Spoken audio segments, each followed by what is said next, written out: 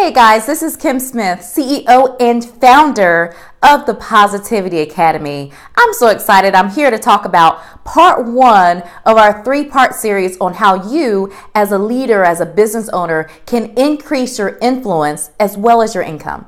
So today, I'll be talking about the fact that your voice matters. Your voice matters. And I'm going to give you three strategies on how you can amplify your voice in the marketplace. And for you, that may be a marketplace on your job or a marketplace actually in your business. So again, your voice does matter. I got to tell you, there have been so many women leaders and business owners that I've met over the past several years who are doing incredible things. They're very successful. On the outside looking in, they've got it made. But what I know when I get deeper in conversation with them and we have that girl talk, we recognize that, they're selling themselves short. They're dealing with anxiety about their influence and their voice, and they've downsized their dream. They really have. Now, again, on the outside looking in, they look like they have everything together, but they know that they're limiting themselves because they have not made a decision to be intentional about using their voice to have a greater impact, okay? So here's what I want you to do. I really want you to take hold to these three strategies on how to increase your influence in the marketplace, because I gotta tell you, when you increase your influence, your income is certain to follow, all right? So strategy one. Here's the first tip. I want you to recall why you got started in the first place. I need you to really reconnect with you and fall in love again with your purpose and the why, that motivation behind why you got started. Now, for some of you, you're listening in and you're a career woman or man. You have entered a certain field with a passion and a desire to increase your knowledge and to serve in that industry. And for others, you are a business owner or an aspiring entrepreneur. You've built this product from ground up. You've invested in this franchise. You've invested in this service or this firm, and you are so excited about starting and moving forward and being successful for several reasons, right?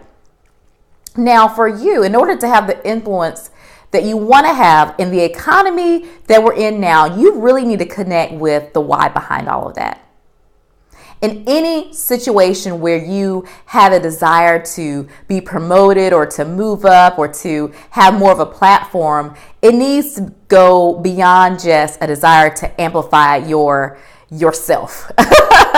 There needs to be a real, true, solid motivation that goes beyond you.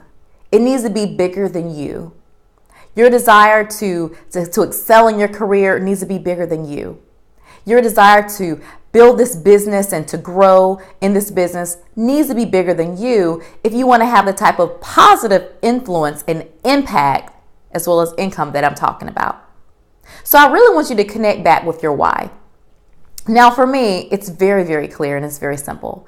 I launched this business, the Positivity Academy, because after having a terrible loss, a terrible tragedy with the loss of our daughter and delivering a stillborn baby girl, I saw so many other lifeless leaders walking around.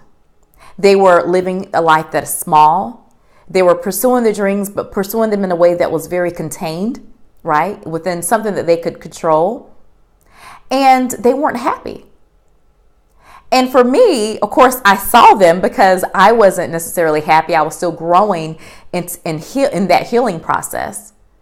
But in observing this world of so many unhappy, stuck, frustrated people that had a desire for more, I connected with that passion.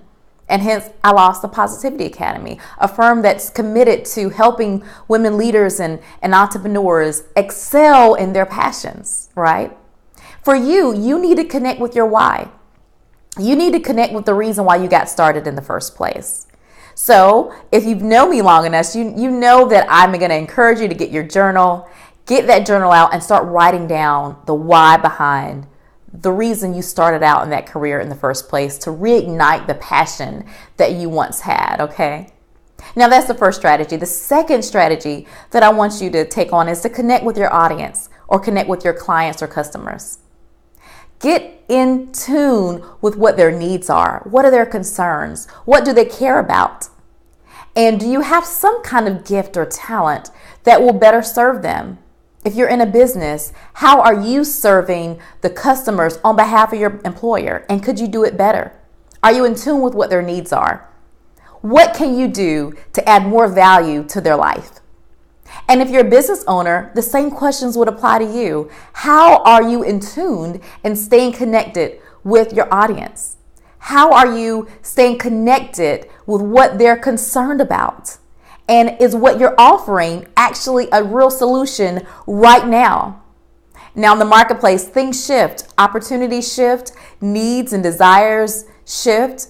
Are you shifting as the market shifts? Stay connected with your audience. Okay, so the first strategy was to recall why you got started in the first place, right? The second strategy was to connect with your audience and in some cases reconnect. And the third and final strategy that I have for you is to write down all of those goals you have to really increase your influence and form it into an impact dashboard. Yes, I am a big proponent of focusing on your own personal performance. You don't need to wait if you're in a career. You don't need to wait for your employer to have the annual evaluation time, right? You can be doing the work now. Develop your own personal dashboard. Treat your career as if the employer is subcontracting your services because they need exactly what you have. Are you delivering on that promise? If you're a business owner, how are you delivering to your customers? What do your numbers look like? In your dashboard, you need to include your performance metrics, include how satisfied people are with what you offer them. Include satisfaction ratings, include the cost of doing business. What investments have you made in your personal development? And what investments have you made in your career and in your business? What investments have you made in your family? Every goal that you have in terms of increasing your influence, whether that's in your career or in your business, you need to have that goal documented on your dashboard, and you need to measure your progression toward meeting those goals month after month. Now, these are just 3 quick ways of how you can really be more intentional about increasing your influence. And I'll tell you, as you work to implement each of these strategies, your income will increase. Your income will increase. When you're people-centered and purpose-driven, your influence and income go hand in hand. This is Kim Smith, your CEO and founder of the Positivity Academy. Thanks so much for tuning in, and stay tuned for our second segment on how to increase your influence.